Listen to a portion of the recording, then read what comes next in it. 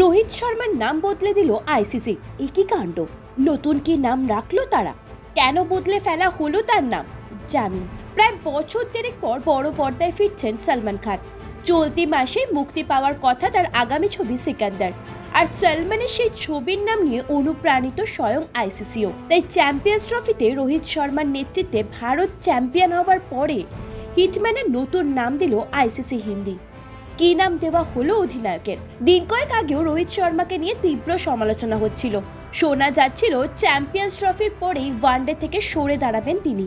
কিন্তু ফাইনালের পরে স্বয়ং ভারত অধিনায়ক জানিয়ে দেন, যেরকম চলছে সেরকমই চলবে, কোনো ভবিষ্যৎ পরিকল্পনা নেই। আমি আর বিরাট কোহলি অবসর নিচ্ছি না, আর কোনো জল্পনা নয়।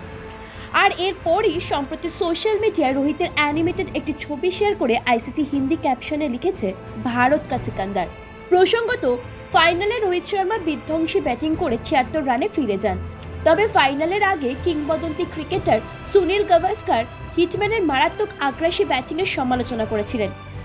কিন্তু ভারত অধিনায়ক ব্যাটিংয়ের ধরন বদলাননি, বরং ফাইনালের শুরু থেকে পাল্টা আক্রমণের রাস্তা নেন।